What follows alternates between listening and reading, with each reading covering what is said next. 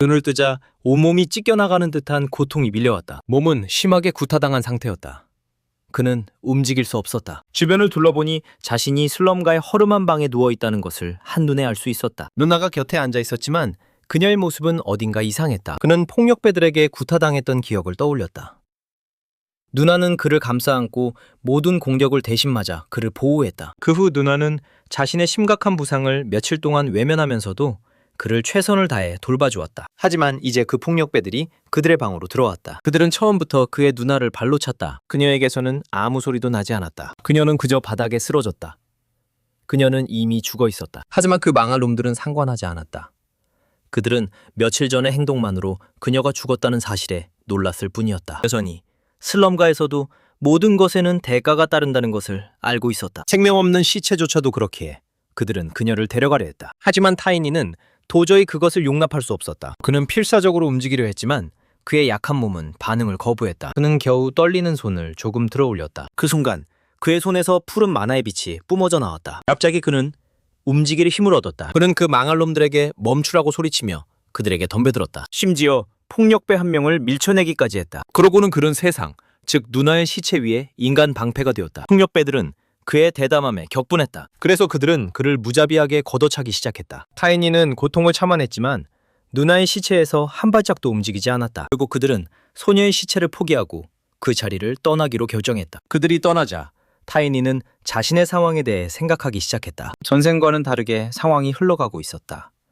그는 무슨 일이 벌어지는지 알 수 없었다. 특히 그는 전생의 이 시점에는 만화를 사용할 수 없었음을 분명히 기억하고 있었기 때문이다. 알고 보니 그는 실제로 회귀했던 것이었다. 그는 한때 가장 강한 망치를 든 전사였다. 괴물들이 세상을 침략했고 대륙의 대부분이 파괴되었다. 하지만 그는 혼자서 짐승군주를 물리치고 치명적인 부상을 입었다. 그때 근처에 쓰러져 있던 에스가르드라는 간신히 살아있는 노기사가 그를 불렀다. 그는 자신의 가장 큰 비밀을 밝히고 타이니에게 과거에서 가능한 한 빨리 자신을 찾으라고 말했다. 그러고는 그는 자신의 마법 반지를 이용해 우리 아이를 시간여행시켰다. 이제 타이니는 아스가르드의 마지막 말을 떠올리며 이번에는 미래를 바꿀 수 있기를 희망했다. 그가 정말로 시간여행을 했다는 것을 깨달은 후 타이니는 에스가르드가 누나를 구할 만큼 조금 더 일찍 자신을 보내주지 않은 것에 좌절감을 느꼈다. 그는 왜 이 특정 시점으로 돌아왔는지 이해할 수 없었다. 다음 순간 그는 피를 토하기 시작했다. 그는 자신의 몸이 여전히 연약하다는 것을 깨달았다. 그래서 그는 엎질러진 물을 후회하지 않기로 결정했다. 에스가르드 자신조차도 이 시간여행이 과연 성공할지 알 수 없었을 것이다. 대신 타이니는 이 기회를 이용해 누나에게 제대로 작별 인사를 하기로 했다. 그는 에스가르드의 말을 기억했다. 자신을 빨리 찾아야 한다는 것이다. 타이니는 그렇게 하기로 결심했지만 누나의 죽음에 책임이 있는 남자 울프에게 복수한 후에야 그렇게 할 것이었다. 전생에서 그는 겨우 울프에게 복수했지만 이번에는 제대로 복수하고 싶었다. 먼저 그는 누나에게 제대로 된 장례식을 치러주어야 했다. 잠시 후 타이니는 관에 누워 마지막 의식이 시작되는 누나의 시신 앞에 섰다. 이리나는 그의 친누나가 아니었다. 대신 둘 다 이 대륙에서는 불길한 징조로 여겨지는 검은 머리와 검은 눈을 공유하고 있었다.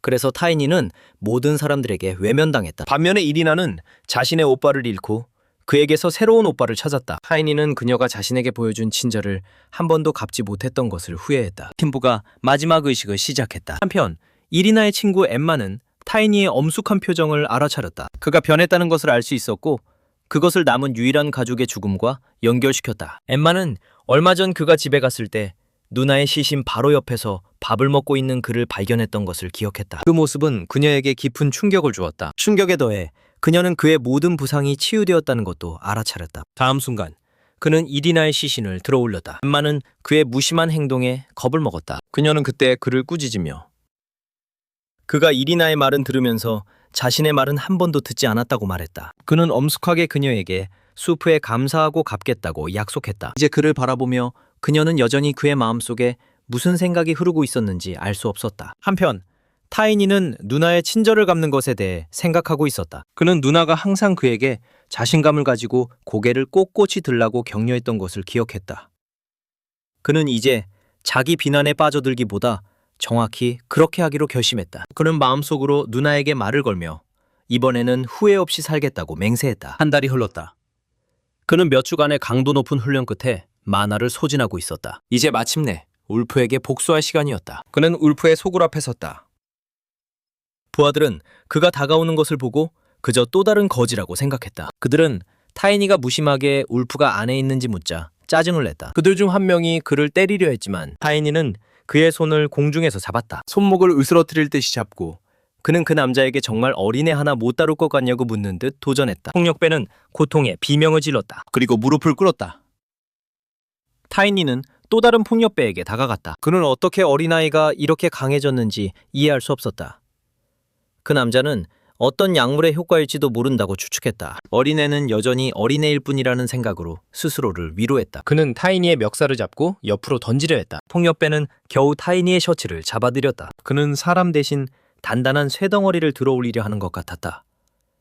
타이니는 그를 비웃으며 자신이 보기보다 훨씬 무겁고 그 남자는 시간을 낭비하고 있다고 말했다. 그러고는 그는 그 폭력배를 걷어찼다. 사실 타이니는 자신의 성장에 전율했다.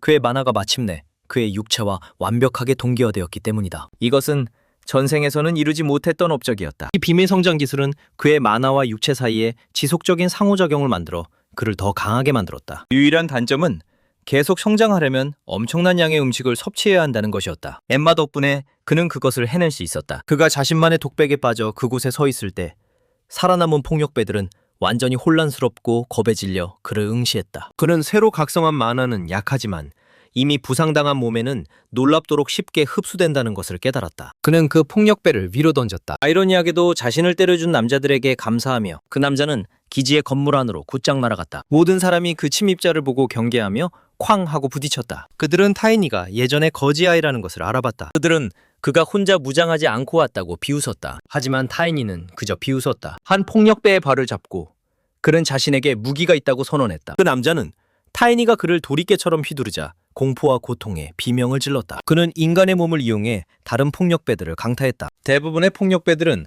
그 고통에 완전히 겁에 질렸다. 얼마 후 모두가 쓰러졌고 그의 인간 무기에 의해 패배했다. 하찮은 적들을 처리하고 그는 더 강한 상대들에게 시선을 돌렸다. 랜더 형제들만이 남아있었다. 손가락을 튕겨 그는 그들에게 덤벼들라고 도전했다. 랜더 형제 중 한 명이 검을 들고 우리 아이의 몸을 꿰뚫을 준비를 했다. 그러다 그는 타이니의 작은 몸을 휘감는 만화를 알아차리고 멈칫했다.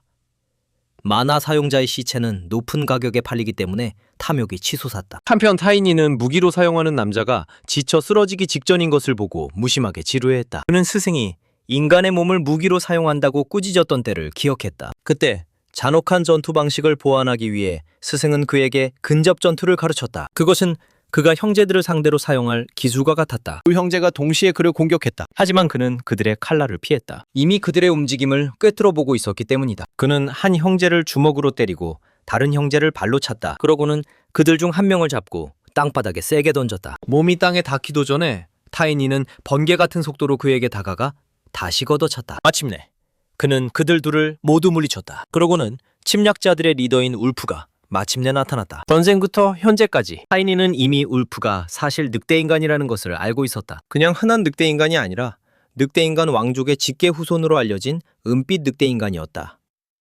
그때 그는 희귀한 늑대인간이 어떻게 이런 슬럼가에 오게 되었는지 알지 못했다.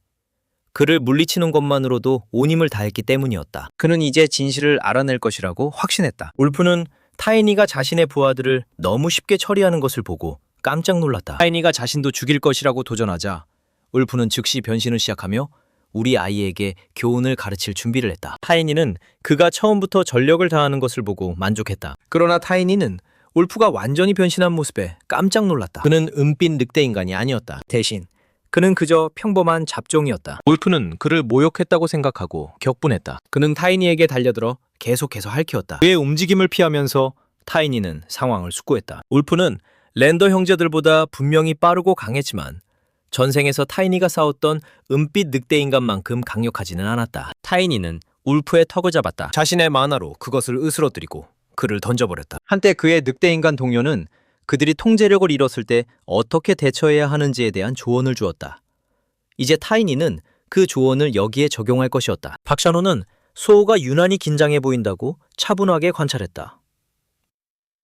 격분한 울프는 그에게 달려들었다. 하지만 타이니는 모든 발톱 공격을 피했다. 사각지대에서 타이니는 그를 강하게 걷어차며 그가 처벌받아야 한다고 선언했다. 타이니는 그를 죽을 때까지 아니면 거의 죽을 때까지 때릴 준비가 되어 있었다. 그는 무자비하게 그를 걷어차고 때렸다. 그는 그의 동료가 늑대 인간은 충격을 견딜 수 있는 재생 능력이 있기 때문에 그들을 때려야 한다고 말했던 때를 기억했다. 다음 순간 그는 울프를 벽에 던졌다.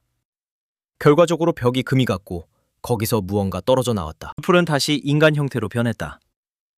타이니는 그가 의식을 되찾았다는 것을 알아차렸다. 울프는 타이니가 왜 자신을 때리는지 혼란스러웠고 그의 동기를 궁금해했다. 타이니는 이번에는 그의 척추를 부러뜨릴 작정이었다. 그는 누나에게 사과할 때까지 그를 때릴 생각이었다. 일이 끝나면 그는 누나가 마침내 안식을 찾기를 기도했다. 그가 울프를 죽이겠다고 말하자 겁에 질린 울프는 그와 누나 모두에게 사과하기 시작했다. 타이니는 그를 죽여 누나의 무덤에 바치고 싶은 마음이 간절하지만 누나가 울프의 얼굴을 거기서 보고 기뻐하지 않을 것이라는 것을 알기에 대신 조사하기로 결정했다. 그는 울프에게 위협하며 질문에 대답하지 않을 때마다 때리겠다고 약속했다. 그때 타이니는 땅에 떨어진 모노락을 발견했다. 그는 그것을 집어들었다. 전생에서는 그것이 거기에 있었다는 것을 기억하지 못했기 때문이다. 그가 그것을 만지자마자 그는 안에 어둠의 에너지를 느꼈다. 다음 순간 그는 사슬에 묶인 은빛 늑대 인간이 바위 안에서 으르렁거리는 것을 볼 수 있었다. 그것이 무엇인지 깨닫자 그의 눈이 커졌다. 그는 그의 엘프 동료가 한때 그에게 정령수를 보여주었던 것을 기억했다. 이 존재들은 수백 년 동안 만화를 모으는 것으로 알려져 있으며 보통 그 과정에서 환생을 거친다. 정령수는 믿을 수 없을 정도로 희귀하며 보통 엘펜하임에만 서식한다. 그는 그때 그것을 잘 알고 있었다. 특히 그녀가 그에게 정령석을 보여주었을 때 그것은 정령의 정수 그 자체를 담고 있었다. 그가 실제로 무엇을 들고 있는지 깨달은 후 그는 울프가 어떻게 그렇게 귀중한 것을 손에 넣었는지 궁금해했다. 게다가 이 정령석은 어둠의 악마 에너지로 더럽혀져 있었다. 먼저 타이니는 짐승을 묶고 있던 어둠의 사슬을 부러뜨렸다. 그가 그러자마자 그는 짐승의 기억에 사로잡혔다. 그는 어둠의 에너지를 발산하는 수상한 인물들에게 궁지에 몰린 은빛 늑대를 보았다. 그들은 사방에서 늑대를 공격했다. 그것이 패배하자 그들은 어둠의 단검으로 그 몸을 찔러 정령석을 추출했다. 그러고는 그는 한 아이에게 그 돌이 건네지는 것을 보았다. 다음 순간 그 아이는 그것을 흡수하고 울프가 되었다. 타이니는 이것이 인간으로부터 인공 늑대 인간을 만드는 데 사용된 뒤틀린 방법이라는 것을 깨달았다. 이제야 이해가 되었다. 울프는 이번에는 돌을 완전히 흡수하지 못했고 그래서 은빛 늑대 인간으로 변신하지 못했던 것이었다. 은빛 늑대의 정령이 앞으로 나서서 인간 울프에게 복수할 준비를 했다. 타이니는 그를 막고 울프가 마침내 죽기 전에 더 고통받게 하고 싶다고 선언했다. 은빛 늑대가 실제로 그를 이해하는 듯하자 그는 깜짝 놀랐다. 그는 아스티나가 인간이 순수한 영혼과 충분한 만화를 가지고 있다면 정령술사가 될 수 있다고 말했던 것을 기억했다. 그녀는 아이들이 종종 가장 좋은 기회를 가진다고 암시했다. 그는 자신이 다시 젊어졌기 때문에 정령술사의 자격을 가질 수도 있고 그래서 짐승이 그를 이해한다고 추측했다. 비록 그는 자신의 영혼이 순수하다고는 진심으로 의심했지만 대답은 정령수 그 자체에서 나왔다. 정령수는 그가 사슬을 끊었을 때 그의 만화가 산산조각난 돌의 틈새를 채워 그들이 소통할 수 있게 되었다고 설명했다. 타이니는 계약을 맺을 수 있는지 물었고 정령수는 즉시 고개를 끄덕였다. 손을 내밀며 타이니는 그것과 공식적으로 계약하게 되어 흥분했다. 그는 전통적인 마법과 달리 정령을 마법사가 계속 관리할 필요가 없다는 것을 알고 있었다. 대신 그들은 물리적 파트너로서 스스로 행동할 수 있었다. 그들에게 필요한 것은 소환사로부터의 꾸준한 만화 공급뿐이었다. 뿐만 아니라 그들은 마법사와 함께 강해졌다.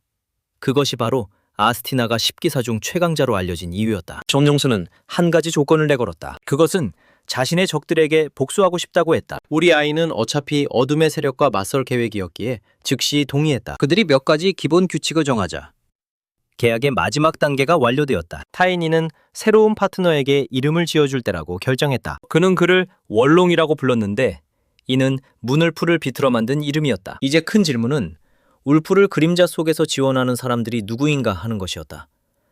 그는 자신이 감지한 어둠의 에너지를 보아 이 사람들이 어둠의 세력에 속한다는 것을 확신했다. 그들은 신 대신 악마를 숭배하는 광신도인 악마 추종자들이었다. 짐승 군주의 군대가 나타나기 전 악마 추종자들은 혼란을 일으키고 있었다. 그때 타이니는 미궁 안에 있었기 때문에 그들에 대해 잘 알지 못했다. 그는 울프를 걷어차며 악마 추종자들이 그에게 정령석을 주었는지 대답을 요구했다. 울프가 멍한 상태에서 벗어나지 못하자 타이니는 월롱에게 처리하라고 말했다. 월롱은 그를 잠에서 깨우는 으르렁거리는 소리를 냈다. 타이니는 질문을 반복하며 그 집단의 위치와 현재 계획을 알고 싶다고 덧붙였다. 울프는 그를 향해 위협적으로 웃었다. 그는 자신이 그 사람들에게는 그저 실험 대상일 뿐이며 그들이 타이니를 그냥 두지 않을 것이라고 설명했다. 그가 그들의 힘을 언급하는 순간 그의 머리가 폭발했다. 타이니는 즉시 그들이 그를 침묵시키기 위해 일종의 마법을 걸어놓았다는 것을 깨달았다. 그는 전생에서 울프가 그들을 쫓아갈 것이라고 위협했던 것을 기억했다. 그때 그는 울프가 자신의 부하들을 말하는 것이라고 생각했다. 하지만 그때 그 남자들을 조사했을 때 그들은 울프가 늑대인간이라는 것조차 몰랐다. 일단 그 문제를 접어두기로 하고 그는 벽의 균열을 바라보며 그 안에 또 무엇이 들어있었을지 궁금해했다. 그는 울프의 시신을 벽에 던졌다. 그 추가된 힘으로 구조물은 완전히 무너져 숨겨진 금고가 드러났다. 타이니는 기회가 되면 이 정보를 에스가르드에게 밝히기로 결정했다. 그는 자신의 옛 동료들을 믿는다고 선언하고는 스스로 정정했다. 아스가르드는 그의 미래의 동료가 될 것이었다. 그는 금고를 열어 안에 있는 엄청난 보물을 발견했지만 그는 발렌티아의 인장이 새겨진 반지 단 하나에만 관심이 있었다. 그는 에스가르드에게 접근하기 위해 그 반지가 필요했다. 이것은 클로이가 그에게 주었던 반지였다. 그녀는 그에게 이 반지를 가지고 자신을 찾아오라고 부탁하며 그를 도와줄 것이라고 약속했다. 그녀는 그때 그에게 자신이 누구인지 이미 알고 있을 것이라고 말했다. 타이니는 아스론 제국의 모든 사람들이 그녀가 클로이 폰 발렌티아라는 것을 알고 있다는 것을 알고 있었다. 그녀는 에스가르드의 막내딸이었다. 그녀의 친절한 행동으로 잘 알려져 있었고 발렌티아의 천사라는 별명을 가지고 있었다. 그녀가 16살이 되었을 때 그녀는 영토를 여행했다. 발렌티아에서는 자녀들이 성인이 되면 영토 내 모든 사원에 꽃을 바쳐 이름을 알리는 것이 관례였다. 그때 그는 공장 영토의 경계에 위치한 필리스 영지의 침략자 지구에서 그녀를 만났다. 전생에서 그는 너무 늦게 복수하여 제때 반지를 차지할 수 없었다. 그래서 그때는 사용하지 못했지만 이번에는 에스가르드와의 만남을 확보하기 위해 그것을 사용할 수 있을 것이었다. 이제 그는 또 다른 사람이 곧 나타날 것이라는 것을 알고 있었다. 타이니의 말이 맞았다. 한 기사가 범죄 현장에 나타났다. 기사는 그가 남자의 다리를 잡고 휘두른 방식에서 판단컨대 범인이 만화 사용자임에 틀림없다고 관찰했다. 그는 이것이 어린아이의 짓일 리 없다고 믿을 수 없었다. 폭력배들이 그것을 확인하자 그는 그들을 믿지 않았다. 그들이 그런 이야기를 꾸며내기 위해 약물에 취했다고 비난하며 그러고는 그는 울프에게 제대로 단속되지 않았다며 한 명을 걷어쳤다. 이 남자는 필리스 영지 경비대장인 람경으로 이 사건이 해결되면 울프에게서 더 많은 돈을 뜯어낼 작정이었다. 그러나 그의 계획은 타이니가 계단에 나타나면서 방해받았다. 롬은 타이니에게 이 학살의 책임자냐고 물었다. 타이니는 무심하게 고백했다. 그리고 롬이 그의 대담함에 분노하기 시작하자 타이니는 그저 울프 같은 평민을 때렸을 뿐이며 롬경 같은 기사가 직접 나설 만큼 중요한 문제는 아니라고 지적했다. 그는 롬의 존재가 울프에게서 상당한 입막음도를 받고 있다는 의미임에 틀림없다고 건조하게 언급했다. 그 모욕은 대장을 맹렬한 분노에 빠뜨렸다. 롬은 즉시 만화를 활성화하여 공격했지만 그의 행동은 타이니의 침묵하는 경멸만 더 불러일으켰다. 타이니는 대장이 아직 만화 사용의 2단계에도 도달하지 못했다는 것을 알아차렸기 때문이다. 롬이 그를 때리기 전에 그는 그의 손을 때려치웠다. 자신의 모든 힘을 사용하지 않고도 이 남자를 처리할 수 있다는 것을 알고 있었기 때문이다. 그는 람에게 달려들어 무릎 공격을 가하려 했다. 하지만 그의 적은 그것을 막았다. 로마인은 어린아이치고는 그의 힘은 인정했다. 그리고 그를 밀쳐냈다. 타이니는 단지 협상에 필요한 만큼의 힘만 보여주려 했다. 아직 영주를 적으로 만들 여유가 없었다. 그는 공중으로 뛰어올라 뒤로 물러났다. 롬의 지휘 아래 많은 기사들이 있었으므로 그는 단지 그 남자를 물러서게 할 방법이 필요했다. 롬은 자신의 공격이 회피당하자 좌절했다. 그는 검을 뽑으려 했지만 타이니 뒤에 서 있는 월롱을 보고 멈칫했다. 타이니는 롬의 표정을 관찰했다. 그는 침략자 지구 같은 곳에서 정령수를 보는 것이 거의 불가능하다는 것을 알고 있었다. 타이니는 곧바로 본론으로 들어갔다. 그는 롬이 돈을 받는 것에만 신경 쓴다는 것을 알고 있었으므로 울프가 지불했던 만큼 정확히 지불하겠다고 제안했다. 롬은 어린아이가 그럴 여유가 없다고 믿을 수 없었다. 그는 타이니가 마법으로 자신의 진짜 모습을 숨기고 있는 나이 많은 마법사일 것이라고 추측했다. 타이니는 자신이 이 지구에서 꽤 명성을 쌓았다고 주장했다. 롬은 울프가 자신에게 5개의 플래티넘 코인을 지불했다고 주장하며 타이니가 그것을 감당할 수 있는지 묻는 식으로 운을 시험했다. 타이니는 미끼를 물지 않았다. 그는 울프가 실제로 하나의 플래티넘 코인을 지불했을 것이라고 짐작하고 대신 하나 반을 지불하겠다고 제안했다. 롬은 그 제안에 화를 냈지만 위협을 입에 담기도 전에 원롱이 으르렁거리는 소리를 내어 그를 멈칫하게 했다. 타이니는 롬에게 거래를 받아들이지 않으면 그의 목숨이 위험할 것이라고 침착하게 위협했다. 마침내 람은 검을 칼집에 넣었다. 그는 어린아이가 이런 움직임을 보일 줄은 전혀 예상하지 못했다. 타이니는 그의 최종 결정을 물었다. 남은 월말까지 자신의 지불을 기다릴 것이라고 대답했다. 남은 폭력배들은 그들을 이렇게 내버려 두지 말라고 애원했지만 롬은 그들 중 한 명을 화난 듯 옆으로 때려눕혔다. 타이니는 그러고는 동전들을 롬에게 던졌다. 그는 그에게 영주와의 만남을 주선하여 자신이 침략자 지구의 소유권을 주장할 수 있도록 해달라고 부탁했다. 람은 영주에게 여기서 무슨 일이 있었는지 말해주겠다고 약속했지만 타이니에게 지불을 계속하지 못하면 영주의 분노를 직면하게 될 것이라고 상기시켰다. 그가 떠나자 타이니는 오만하게도 그날이 과연 올까 하고 생각했다. 그는 몰래 도망치려던 폭력배들에게로 시선을 돌렸다. 그는 그들에게 침략자 지구에 있는 모든 일하는 여성과 거지 아이들을 데려오라고 명령했다. 그는 냉혹한 위협을 덧붙였다. 1분이라도 늦으면 1분 지날 때마다 한 명씩 죽일 것이라고. 만약 그들이 도망치려 한다면 그의 정령수가 그들을 추격하여 끝장낼 것이라고 경고했다. 그는 그들에게 정확히 1시간을 주었다. 겁에 질린 그들은 모두 그의 명령에 복종하기 위해 서둘러 달려갔다. 모든 것이 그의 계획대로 진행된다면 그는 일주일 안에 이 장소를 떠날 수 있을 것이었다. 그러고 나면 그는 마침내 에스가르드를 만날 수 있을 것이었다. 잠시 후 겁에 질린 폭력괴들이 모든 사람을 안으로 데려왔다. 엠마도 그들 중에 있었고 그를 그곳에서 보자 걱정했다. 그녀의 시선은 그의 너클에 묻은 피에 고정되었다. 그는 그것이 자신의 피가 아니라 울프의 피라고 설명했다. 그는 모든 사람에게 울프의 시신을 보여주며 그 남자가 마침내 죽었다고 주장했다. 울프는 영주의 지지자였기 때문에 모두가 걱정했다. 그들은 영주의 분노가 자신들에게 미칠까 두려워했다. 그들이 귀족을 속이는 것은 범죄라고 지적하자 타이니는 그것을 확인해 주었다. 그는 발렌티아 공작도 영주가 자신에게 거짓말을 했다는 것을 알게 될 것이라고 설명했다. 이제 그는 증거를 가지고 있었다.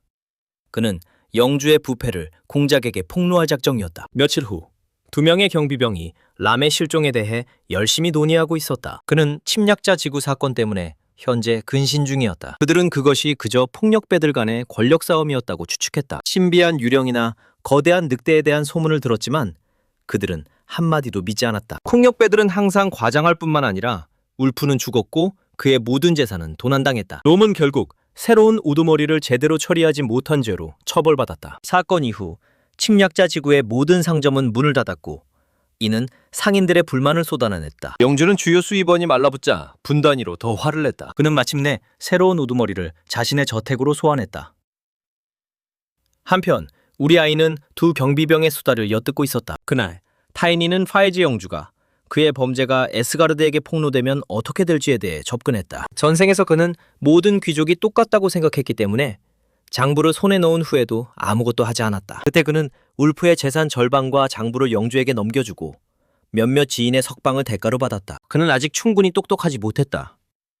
기사가 된 후에야 그는 하위 귀족보다 항상 상위 귀족이 있다는 것을 깨달았다. 그는 엠마에게로 몸을 돌려 가장 중요한 것은 그들 모두가 울프의 규칙으로부터 자유롭다는 것이라고 선언했다. 그러고는 그는 그들에게 복수하라고 재촉했다. 엠마가 맨 먼저 울프의 몸을 걷어차며 분노를 표출했다. 그녀에게 용기를 얻어 모두가 슬픔을 해소하기 위해 시신을 때리기 시작했다. 타이니는 자신이 무엇을 하든 그들의 고통이 완전히 사라지지 않을 것이라는 것을 알고 있었다. 여전히 그는 울프의 돈을 그들에게 제안하며 원하는 만큼 가져가라고 말했다. 그는 그들에게 금을 가져가고 침략자 지구를 떠나라고 부탁했다. 그들은 그가 모든 재산을 내어준다는 것을 깨닫고 깜짝 놀랐다. 엠마는 그의 몫에 대해 물었지만 그는 이미 필요한 것을 가져갔다고 대답했다. 그녀는 그가 아직 돈의 중요성을 완전히 이해하지 못하더라도 그에게도 돈이 필요하다고 강조했다. 그러고는 그는 이제 눈에 탐욕을 드러낸 여성들에게로 시선을 돌렸다. 그는 그들을 위협했다. 만약 그들이 그 돈으로 범죄를 저지르거나 영주에게 접근한다면 원롱이 그들을 갈기갈기 찢어버릴 것이라고. 정령수의 모습에 모두가 겁에 질렸다. 그는 엠마에게로 돌아가 떠날 생각이라면 다이앤에게 가라고 권했다. 그는 함께 여행하며 호의를 위해 용병을 고용하자고 제안했다. 그녀가 그에 대해 묻자 그는 다른 곳으로 가야 한다고 말했다. 엠마는 처음에는 걱정했지만 원롱을 보자 그가 괜찮을 것이라고 이해했다. 그녀는 다이앤에게 가겠다고 동의했지만 도움이 필요하면 자신을 찾으라고 말했다. 그는 그녀에게 감사했다. 그날부터 필리스 엔터테인먼트 지구는 모든 운영을 중단했다. 현재 한 경비병이 새로운 우두머리의 이름을 묻는다.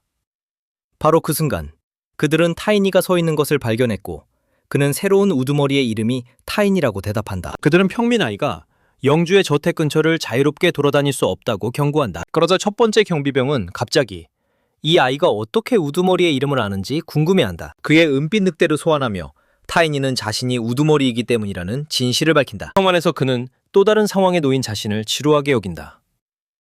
그의 작은 몸 때문에 과소평가되는 상황. 그는 파일즈 기사단장 크란 앞에 서 있다.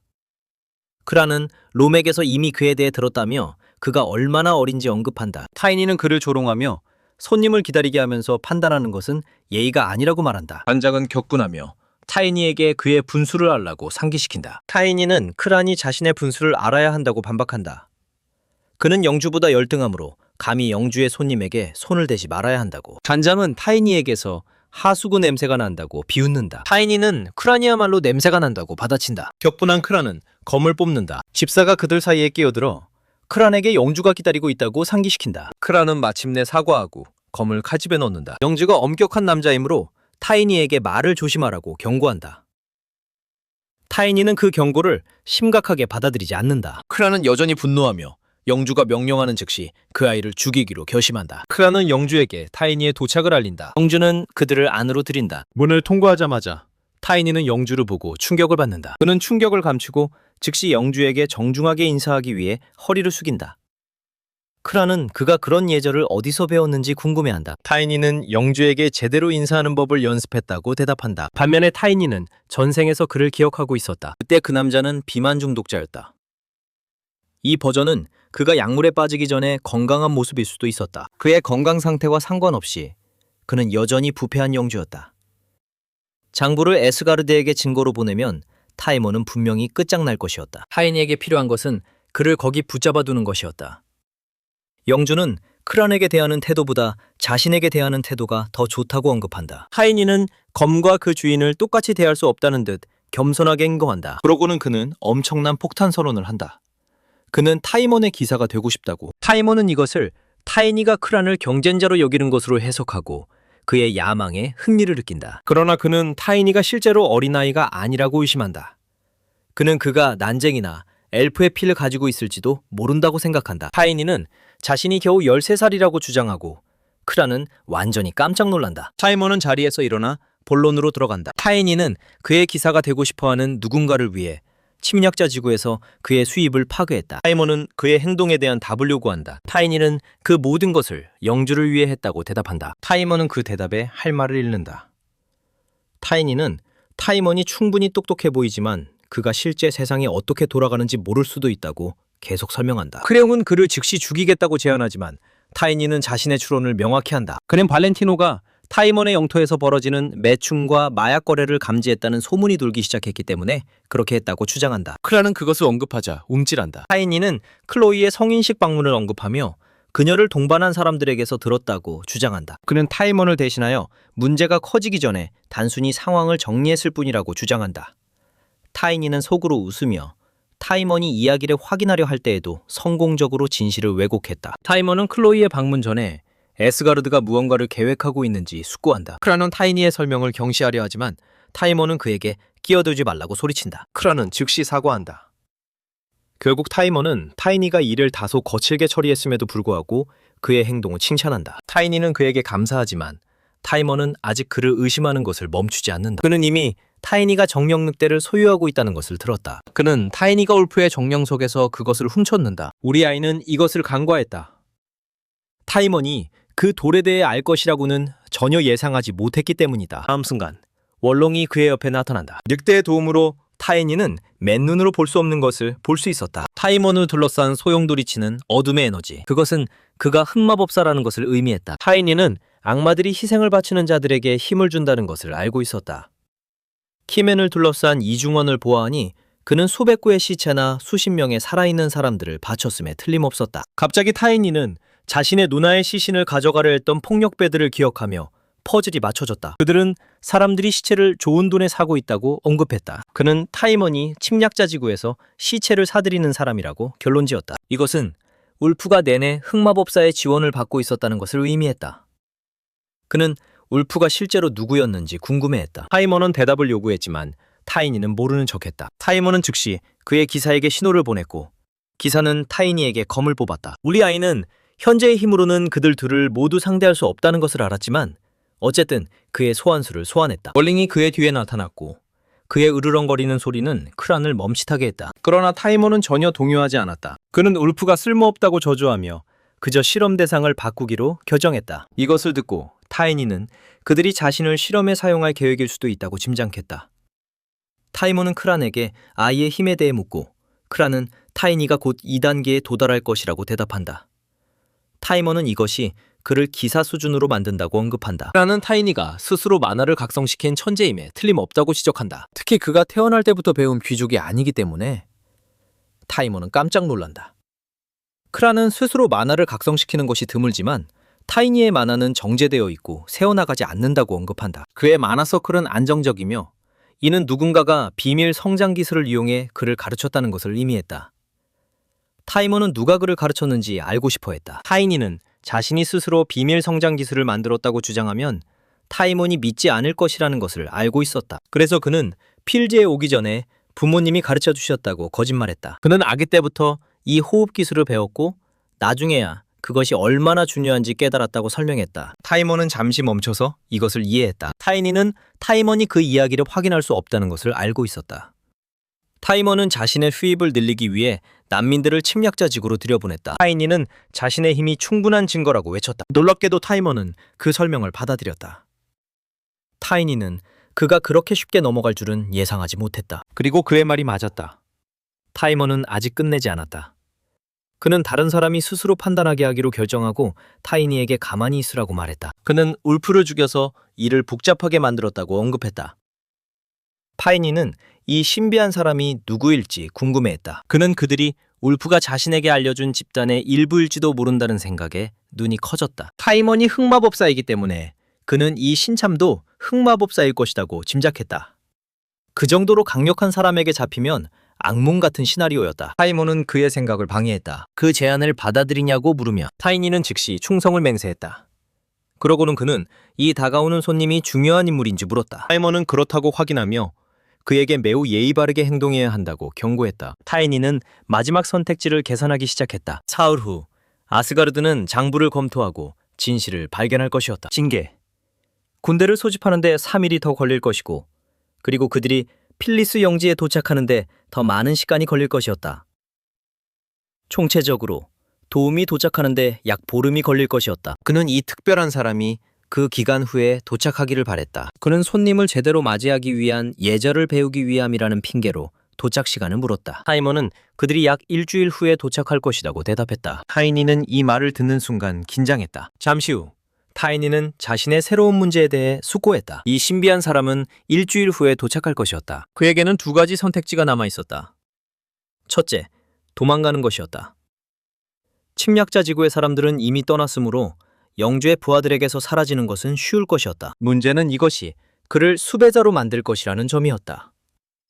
나중에 에스가르드를 만나야 할 때 엄청난 문제를 야기할 것이었다. 그리고 그는 그 만남이 아무런 장애물 없이 순조롭게 진행되기를 바랬다. 게다가 도망치는 생각만으로도 그는 화가 났다. 그는 아직 충분히 강하지 않다는 것을 알았지만 이길 방법을 찾을 수 있을지도 모른다고 생각했다. 이제 그의 두 번째 선택지. 그 사람이 일주일 후에 도착하기 때문에 모든 것은 그들이 실제로 누구인가에 달려 있었다. 그는 그들이 어떤 종류의 관리일지 궁금해했다. 하지만 그때 그는 시간을 기억했다. 하이머는 이 사람이 스스로 보도록 내버려둘 것이라고 언급했다. 그는 상황을 숙고하고 이 방문객이 고위 귀족일 리 없다는 것을 깨달았다. 특히 그 장소가 얼마나 조용한지를 판단컨대 그가 알기로는 이 사람은 수상한 인물임에 틀림없었다. 타이니는 그 사람이 도착하기 전에 필리스에 혼란을 일으킬 필요가 있다고 결정했다. 그는 대중의 이목을 끌기 위해 대규모 소동을 벌일 계획이었다. 그렇게 하면 그 손님은 방문을 지연하거나 심지어 취소할 수도 있을 것이었다. 협조된 계획이었지만 그것이 그의 최선의 방법이었다. 하지만 그것을 성공시키려면 그는 타이먼과 크란을 모두 쓰러뜨릴 만큼 강해야 했다. 그는 잠시 생각을 멈췄다. 그 모든 운동 후에 그는 엄청난 배고픔을 느끼고 있었기 때문이었다. 잠시 후 모두가 깜짝 놀랐다. 타이니가 그 나이에 비해 너무 많이 먹는 것을 보고 그들은 난쟁이들이 보통 오크만큼 많이 먹기 때문에 그가 실제로 난쟁이의 피를 가지고 있을지도 모른다고 짐작했다. 그들의 시선에도 동요하지 않고 우리 아이는 실컷 먹었다. 이제 그의 만화 몸 동기화가 그의 육체와 완료되었으므로 그는 더 강해지기 위해 더 많은 연료가 필요했다. 그는 이 속도를 유지하기 위해 정령약이나 비밀비약이 필요하지 않을 것이라는 것을 깨달았다. 그의 식사는 한 기사에 의해 방해받았다. 그랜트 경은 분명히 그의 식습관에 대해 꾸짖기 위해 그곳에 있었다. 타이니가 무심하게 그에게 무슨 문제라도 있냐고 묻자 기사는 그에게 어른에게 존경을 표하라고 요구했다. 타이니는 어린아이와 싸우기 위해 온 사람을 존경할 필요가 있다고는 생각하지 않았다. 그는 더욱 그를 도발하며 침착하게 그를 멍청이라고 불렀다. 분한 그랜트는 그 무례함에 그를 때리려 했다. 다른 남자. 그레는 그 장면을 목격하고 타이니가 어린아이일 뿐이므로 기사에게 진정하라고 부탁한다. 바로 그 순간 크란이 그들 뒤에 나타나 그렌에게 방해하지 말라고 말한다. 타이니는 비웃는다. 그는 단장이 자신의 기술을 시험하기 위해 여기에 있다는 것을 깨달았다. 그는 일어나 이 싸움에서 자신이 무엇을 할 수 있는지 보여줄 준비를 했다. 그는 타이머니 여기서 모든 것을 조종하고 있다는 것을 알고 있었다. 밖에서 그랜트 경은 우리 아이에게 교훈을 가르칠 준비가 되어 있었다. 타이니는 자신이 무장하지 않았으며 그랜트가 나중에 후회할 수도 있다고 상기시켰다. 그 말은 기사를 그저 웃게 만들었다. 그는 타이니에게 검을 들라고 말하며 즉시 그를 끝장낼 것이라고 말했다. 심지어 그에게 겁먹었냐고 비웃으며 그 질문에 대답하기 위해 타이니는 그의 발목을 걷어찼다. 그를 비틀거리게 만들었다. 그랜트는 넘어지지 않기 위해 몸을 지탱하고 주먹을 날리려 했지만 타이니는 그것을 피하기 위해 숙였다. 그의 발에 만화를 모으면서 타이니는 다시 정강이를 공격했다. 기사를 고통에 신음하게 만들었다. 그랜트는 타이니가 1단계에서 이런 힘을 가지고 있다는 것을 믿을 수 없었다. 비록 그의 다리가 아팠지만 그는 지지 않겠다고 결심했다. 타이니는 그의 강한 의지를 알아차렸다. 완전히 격분한 기사는 다시 공격하려 했지만 타이니는 몸을 피하여 자신을 구했다. 그러고는 그는 공중으로 뛰어올라 그랜트의 어깨 위에 내려앉았다. 그는 이제 만화가 주입된 손으로 기사의 얼굴을 잡고 있었다. 그는 그를 비웃으며 죽이지 않을 것이라고 말했다. 다음 순간 그는 그를 바닥에 내동댕이 쳤다. 타이니는 기사들은 특별할 것이 없다고 선언했다. 모두가 충격을 받았다. 기사가 어린아이에게 패배하는 것을 보며 중얼거림이 공기를 채웠다. 크란의 눈이 그를 향해 가늘어졌다. 그것은 모두 타이니의 계획의 일부였다. 그는 자신의 소환수를 소환하지 않고도 모든 사람 앞에서 기사를 물리치는 데 성공했다. 그는 자신이 얼마나 재능이 있는지 증명하기 위해 그렇게 했다. 그런 희귀한 재능이 영주가 자신을 죽이는 것을 막을 것이라는 것을 알고 있었기 때문이다. 이런 식으로 그는 자신의 계획을 성공시킬 수 있었다. 갑자기 그는 자신의 몸에 날카로운 고통을 느꼈다. 그것은 그를 비틀거리게 만들었다. 그는 넘어지지 않으려 애썼다. 자신이 무리했는지 궁금해하며 그의 싸움 중에 그는 그랜트가 방심했을 때 그를 공격하기 위해 모든 만화를 사용했다. 그랜트는 자신보다 몇 단계 위였기 때문에 그것이 그를 물리칠 수 있는 유일한 방법이었다. 전생에서 그는 이런 것을 사용했을 때 고군분투했다. 그의 만화 몸이 그의 육체를 회복시켰지만 만화 회복은 항상 느렸기 때문이었다. 이제 그는 그의 만화와 육체를 동기화했으므로 이 문제는 없었다. 이것은 또한 그의 훈련을 더 쉽게 만들었다. 그는 훨씬 더 강해지기로 결심했다. 잠시 후 그는 영주와 함께 식사에 초대받았다. 그는 에스가르드가 움직였다는 것을 알게 된다. 식탁에서 타이모는 그를 너무 성급하게 판단했다고 인정한다. 타이니는 그의 능력을 확인한 후 자신을 믿어준 것에 감사한다. 하녀가 그에게 음식을 내놓는다. 타이머는 그것이 어린 송아지 스테이크라고 알린다. 그 외에도 그를 위해 다른 많은 요리들도 준비했다고. 타이니는 아침에 고기가 꽤 무겁다고 말한다. 타이머는 놀란 듯하다. 그는 타이니가 섭취한 모든 음식으로 그의 기사를 물리칠 힘을 얻었다는 것을 알고 있었기 때문이다. 타이니는 그랜트가 그저 방심해서 자신을 물리칠 수 있었다고 말하며 그것을 경시한다. 타이머는 그의 경솔함에 대해 언급하고 그러고는 타이니 같은 사람을 훈련시킬 적절한 스승이 없다는 불운한 주제로 들어간다. 그 말에 타이니는 역사 속 대부분의 기사들이 스승 없이 스스로 강해졌다고 말한다. 타이머는 그의 말을 주의 깊게 듣는다. 그러고는 그는 타이니가 역사뿐만 아니라 식사 예절에도 능숙하다고 언급한다. 타이니는 타이머니 무슨 말을 하려는지 이해하지 못한다. 그는 어른으로서 전생에서 이 모든 것을 배웠다고 말할 수 없었다. 타이머는 분명 타이니가 귀족일 것이라고 추측하지만 그들의 제국이나 심지어 이웃 제국에서도 검은 머리와 검은 눈을 가진 귀족은 흔하지 않았다. 그러나 한 가지 가능성이 있는 곳이 있었다. 타이니는 완전히 혼란스러웠지만 반면에 타이머는 그 깨달음에 흥분했다. 타이니는 귀중한 자산이 될 수 있었다. 타이니는 타이머니 횡설수설하는 것에 대해 여전히 모르고 있었다. 타이머는 타이니에 관한 모든 것을 알려준 사람을 언급한다. 그 사람은 타이니의 진전 소식에 꽤 기뻐하고 있었다. 한편 타이니는 여전히 모르고 타이머의 미래, 즉 그가 결국 마약 중독자가 될 것에 대해 생각한다. 현재 타이머는 흑마법사로서 이중언을 가지고 있다. 악마가 그를 요구할 때가 오면 그의 조수도 그를 버리지 않을 것이다. 타이머는 계속해서 타이니가 그 사람에게 중요해질 것이라고 언급한다. 그들이 꽤 강력하다는 것을 암시하며 타이니는 그런 기회에 감사하는 척했다. 잠시 후 타이니는 훈련 강도를 높였다. 그는 이 사람과 그들의 집단이 꽤 강력할 것이라고 짐작했지만 지금 그의 주요 관심사는 타이먼과 그의 단장을 물리치는 것이었다. 타이먼은 2단계 마법사이고 지는 2단계 숙련된 전사였다. 크라는 타이먼보다 더 강력할 수도 있었지만 만화 사용자들과 마법사들이 비슷한 성장 단계를 가지고 있다는 점을 판단컨대 그들은 거의 같은 수준이었다. 전생에서 타이니는 2단계를 넘어섰다. 이제 그는 현재의 삶에서 6일 이내에 그것을 해내야 했다. 사흘간의 훈련을 통해 그는 무게와 힘을 압축하여 유연성을 높였다. 이제 그는 전생보다 더 나은 민첩성을 가지고 있었다. 기본을 다시 배우면서 그는 과거의 실수를 깨달았다. 전생에서 그의 훈련 목표는 더 크고 근육질이 되어 강해지는 것이라고 가정했었다. 하지만 그의 과도한 체격은 문제가 되었다. 너무 커서 그의 만화 몸과 육체 사이의 균형을 깨뜨렸기 때문이었다. 이제 그는 이 실수를 반복할 필요가 없었다. 더 커지는 것이 더 강해지는 것을 의미하지 않는다는 것을 깨달았기 때문이다. 그러다 그는 근처 병사들의 숨소리를 들었다. 그들은 그랜토와의 싸움을 목격한 후 그를 피하기로 결정했다. 그는 그들의 반응에 만족했다. 이 사흘 동안 그는 주로 먹고 훈련했다. 한편 모두가 그에게 흥미를 잃었고 그는 그것에 만족했다. 그 순간 크란이 그를 무기고로 안내하기 위해 왔다. 그는 타이머니 그에게 적절한 무기와 갑옷을 원한다고 알렸다. 크란의 검을 보며 타이니는 미소를 지었다. 이제 자신만의 것을 가질 때가 되었기 때문이다. 녹이고 밖에서 크란은 영주에게 감사해야 한다는 것을 상기시키는 것을 잊지 않았다. 무기고 안에서 타이니는 무기와 갑옷을 확인한다. 갑옷 세트는 그의 작은 몸에는 맞지 않을 것 같았다. 무기에 관해서는 그들 중 어느 것도 전투망치나 철퇴가 아니었다. 모두 그에게는 쓸모없었다. 그러고는 크란을 도발하기 위해 그는 크란의 검 같은 것을 찾을 수도 있다는 주제를 꺼냈다. 크란은 비웃으며 자신의 검은 평범한 것이 아니라고 대답했다. 그는 자신의 검이 유명한 무기장인 로저스가 만들었으며 이제 그리아스라고 불린다고 알렸다.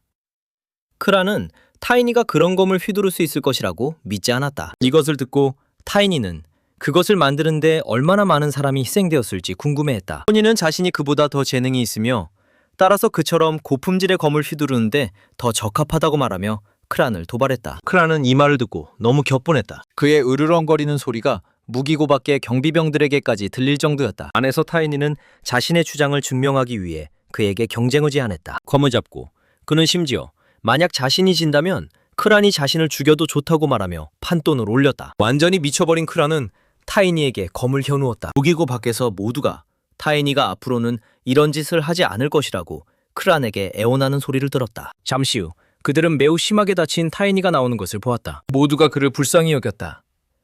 크란이 그를 때렸다고 생각했기 때문이다. 한 경비병은 크란이 타이니에게 앙심을 품고 있다는 소문에 대해 속삭였다.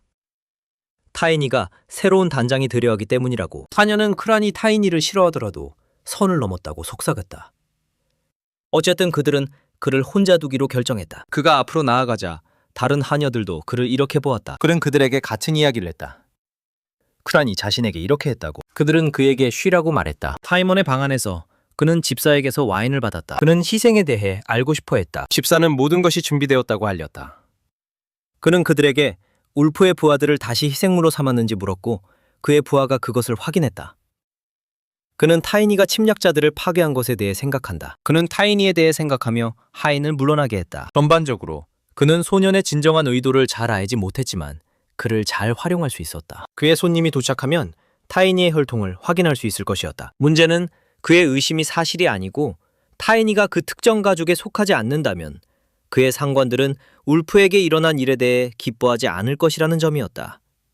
그러면 타이니와 울프의 감독관인 그 모두 처벌의 위기에 놓일 것이었다. 그러나 그는 타이니에 대해 아는 것을 되짚어보며 스스로를 위로했다. 그의 식사 예절부터 기사를 물리칠 만큼의 힘까지 아무리 재능이 뛰어나더라도 평민은 그런 것을 가질 수 없었다.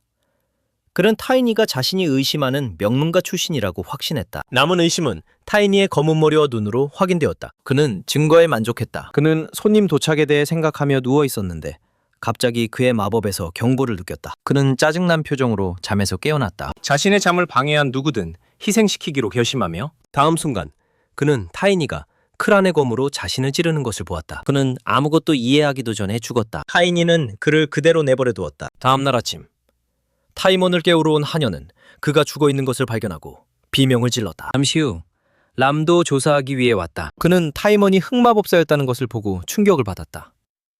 그는 지금 떠난 사제에게서 그것을 확인했다. 그들은 어둠의 에너지를 감지하고 교구에 보고할 것이었다. 그래는 곧 왕실 수사팀도 올 것이라고 덧붙였다. 모두가 그의 시신이 몇 주 동안 죽어 있었던 것처럼 보인다는 것을 알아차렸다. 그것은 실제로 흑마법사의 몸이 더 빨리 부패하기 때문이었다. 그래는 타이먼이 왜 흑마법의 길을 택했는지 궁금해했다. 이미 타락했다는 점은 말할 것도 없고, 하지만 타이먼은 이미 죽었으므로 이제 와서 그것을 생각하는 것은 소용없었다. 또 다른 문제는 살해 도구인 거미단장의 것이라는 점이었다. 롬은 그것을 믿고 싶지 않았다. 잠시 후 경비병들은 크란이 타이니에게 앙심을 품고 있었다는 것에 대해 논의하기 시작했다. 타이니가 영주의 총애를 받았기 때문이었다. 그들은 심지어 타이니가 다음 단장이 되었을 수도 있고 그것이 크란이 그렇게 격분했던 이유를 설명할 것이라고 추측했다. 여전히 그들은 단장이 숨진 때문에 이런 짓을 할 것이라고는 믿기 어려웠다. 이제 주요 질문은 크란은 어디에 있는가? 그레는 부하들에게 즉시 수사를 시작하라고 명령한다. 그들은 어제 무슨 일이 있었는지 경비병을 신문하기 시작한다. 모두가 타이니가 단장에게 맡고 있는 것을 보았다고 주장한다. 이 말을 듣고 그레는 타이니를 만나러 가자고 요구한다. 잠시 후 조사를 받자 타이니는 같은 이야기를 한다. 크란이 어제 자신을 무기고로 데려가서 때리기 시작했다고. 그레는 그 이야기를 믿지 않는다. 타이니와의 만남 이후 아무도 크란을 어디서도 발견하지 못했기 때문이다. 그들은 창고를 수색했지만 그곳에도 없었다. 그레는 그 사건 이후 타이니가 그를 만났는지 알고 싶다고 요구한다. 그레는 계속해서 수사를 진행한다. 하지만 타이니는 어제 이후 단장을 보지 못했다고 부인한다. 그러고는 그레는 특별히 눈에 띄는 것이 있었는지 묻는다. 타이니는 단장이 자신이 다음 지도자가 되는 것에 반대했다고 대답한다. 이 말을 듣고 그레는 만족한다. 그 이야기가 목격자들의 진술과 일치했기 때문이다. 그러고는 타이니는 순진하게도 영주가 보장해준 자신의 미래에 대해 묻는다. 그레는 내일 자신을 만나러 오라고 명령한다. 밖으로 나간 후 타이니는 그렌의 정체에 대해 궁금해한다. 전생에서 영주의 타락한 기사들과 맞섰을 때 그를 기억하지 못했기 때문이다. 그는 그렌을 그저 잊었을까 생각하지만 아니다. 하지만 그러고는 그는 그 생각을 거부한다. 자신이 때린 모든 병사를 기억하기 때문이었다. 그는 그렌이 내일 자신을 보고 싶어하는 것이 이상하다고 생각하여 조심하기로 결정한다. 다음 날 아침 그는 그렌의 친절함에 깜짝 놀란다. 그가 그에게 용병 카드와 약간의 돈을 주었을 때 평민으로서 이것은 타이니가 영토 사이를 자유롭게 여행하는 데 도움이 될 것이었다. 움직이려면 기사나 용병이어야 했기 때문이었다. 그래서 그레는 그를 보증했다. 타이니는 그에게 왜 이런 것들을 주느냐고 묻는다. 그레는 그의 재능을 가진 사람은 더 크고 더 나은 것을 성취해야 하며 이곳은 그에게 그것을 제공할 수 없다고 대답한다. 타이니는 그렌이 실제로 자신에게 이런 말을 하는지 궁금해한다. 그것은 그가 그렌을 기억하지 못하는 이유를 설명한다. 그는 아마도 전생에서도 이곳을 떠났을 것이다. 타이니는 그에게 감사하며 어차피 떠날 작정이라고 덧붙인다. 그는 황실 수사팀이 타이먼이 흑마법사라는 것을 알게 되면 곧 도착할 것이라는 것을 알고 있다. 그 손님은 나타나지 않을 수도 있지만 그것은 또한 아스가르드가 여기에 오는 것을 막을 것이다. 타이니가 직접 그를 찾아가는 것이 더 나았다. 그레는 타이니가 성공했을 때 자신의 이름을 기억해 주기를 바란다고 말하며 대화를 끝낸다. 우리 아이가 그의 이름이 무엇인지 묻자 그는 약간 놀란다. 그래서 그레는 어쨌든 자신을 소개한다. 이에 타이니는 그렌도 자신의 이름을 기억해 주기를 바란다고 말한다. 그 후 그는 그곳을 떠난다. 그는 이제 모든 것이 영주가 죽은 후 필리스 영지를 단장으로서 운영하는 그렌에게 달려있다는 것을 알고 있다. 그러나 그렌은 이 문제를 조사하고 단장을 찾아내려 애쓰며 심각한 상황에 처해 있다. 그는 이미 크란을 추적하기 위해 전문 마법사를 고용할 작정이다. 그는 그를 안타깝게 생각하지만 상황을 도울 수는 없었다. 그는 자신의 용병 카드를 이용해 길드에서 말을 사려고 한다. 그의 생각을 읽고 원롱이 그의 앞에 나타나 타이니에게 태워주겠다고 제안한다. 타이니는 긴 여행 동안 그의 등에 머무르는 것이 힘들 수도 있다고 지적한다. 그는 그의 오크 친구가 인간을 조롱하며 다이올프를 타면 구토할 것이라고 말했던 것을 기억한다. 추측컨대 오크들만이 균형 감각이 엉망진창이라 그렇게 할 수 있다고. 하지만 월롱이 고집하자 타이니는 시도해본다. 그는 월롱이 물리적 형태에서 좋은 체격을 가지고 있다는 것을 발견하고 기뻐한다. 정령수들은 보통 정령 형태일 때 살아있을 때와 같은 크기로 나타나지만 그들의 물리적 크기는 그들의 정령술사의 기술 수준에 비례한다. 갑자기 그는 자신의 이야기를 그의 친구의 영혼과 월롱에 연결하여 그의 감각과 동기화해야 한다는 것을 깨달았다. 그는 시도해본다. 성공적으로 그는 2단계 정령술사 능력을 사용하여 자신의 영혼을 월롱과 연결한다. 그는 월롱의 몸에 변화가 있다는 것을 알아차린다. 그는 아스티나가 정령술사로서 더 높은 단계에 도달하면 소환수가 마법사의 능력 중 일부를 얻게 된다고 알려주었던 것을 기억한다. 이제 그는 월롱의 물리적 형태가 더 강하고 튼튼해졌다는 것을 볼 수 있었다. 이것은 그의 강력한 능력을 증명하는 것이었다. 다음 순간 월롱은 바람처럼 앞으로 돌진한다. 그들의 영혼이 연결되자 타이니는 그의 감각이 훨씬 더 날카로워졌다는 것을 알게 된다. 그는 그들의 여행 동안 모든 움직임을 느낄 수 있고 월롱이 보는 것을 볼 수 있으며 월롱이 냄새 맡는 것을 냄새 맡을 수도 있었다. 그는 이렇게 해서 곧 발렌티노에 도착할 수 있기를 바란다. 미래에는 이것이 그가 카룬과 같은 멀리 떨어진 곳, 즉 첫 번째 재앙이 일어날 왕국에 도달하는 데도 도움이 될 것이다. 전생에서 일련의 재앙이 대륙 전역에서 발생하기 시작했다. 악마 군대의 도착을 경고하는 듯이. 이 사건들은 인간 군대와 그들의 전력을 약화시켰다. 이 모든 것은 카론의 신성한 유물이 사라지면서 시작되었다.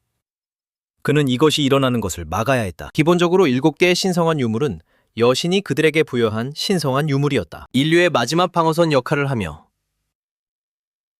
카론의 유물이 빼앗긴 후 모든 유물이 결국 도난당했다. 이번에는 타이니가 이것을 막을 작정이었다.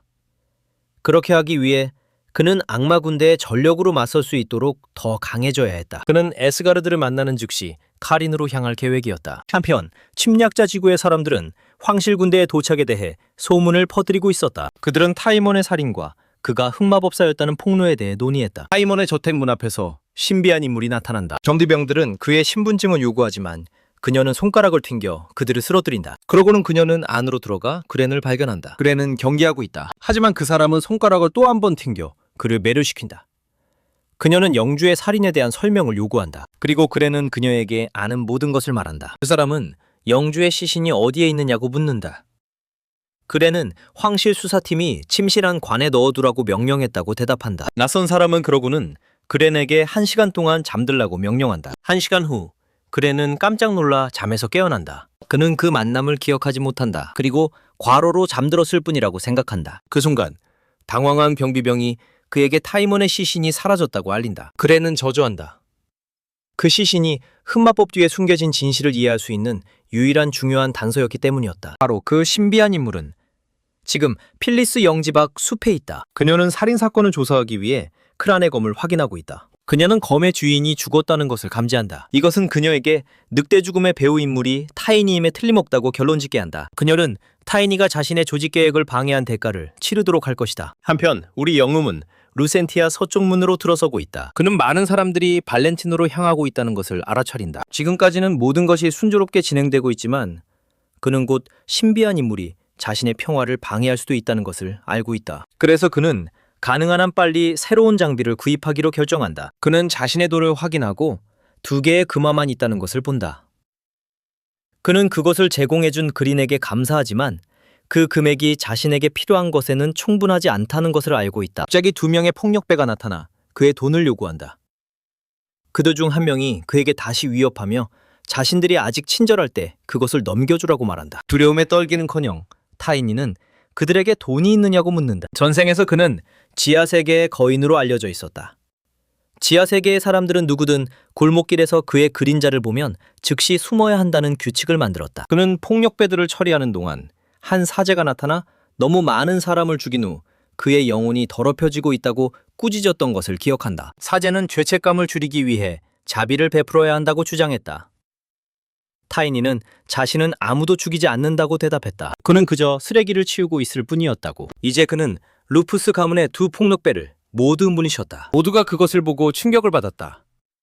그들은 기사만큼 강하다는 소문이 있었기 때문이다. 타이니는 그들이 꽤 약하다고 말한다. 화가 난 그들 둘은 그를 공격하기 위해 달려들었다. 하지만 그는 자신의 주머니를 전력으로 그들에게 던졌다. 그것은 그들 중 한 명을 다른 한 명 위로 비틀거리게 만들었다. 그러고는 그는 공중으로 뛰어올라 그들을 걷어찼다. 그 후 그는 폭력배들을 약탈했다. 그들은 그들의 우두머리가 그를 쫓을 것이라고 위협했지만 그는 듣지 않았다. 타이니는 웃고 있었다.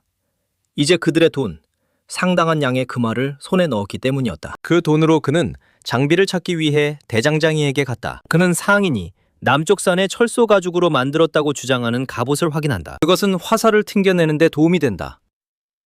파이니는 갑옷과 무기가 좋다고 인정한다. 그러다 그는 어떤 사람들이 예쁜 아가씨에 대해 이야기하는 것을 듣는다. 그는 상인에게 그 사건에 대해 묻는다. 상인은 발렌티아 아가씨가 오늘 직접 순찰할 것이라고 대답한다. 타이니는 이리나가 그에게 사랑과 친절을 베푼 첫 번째 사람이었지만 클로이가 그에게 희망을 주었다는 것을 기억한다. 하지만 아레나와의 관계는 잘 풀리지 않았다. 그는 클로이가 자신을 인정한다면 이리나가 원했던 방식으로 살아가고 있다는 것을 확신할 수 있을 것이라고 바란다. 전생에서 그는 너무나 거대해져서 클로이에게 다가갔을 때 그녀는 그를 알아보지도 못했다. 하지만 이번에는 그렇게 많은 시간이 흐르지 않았다.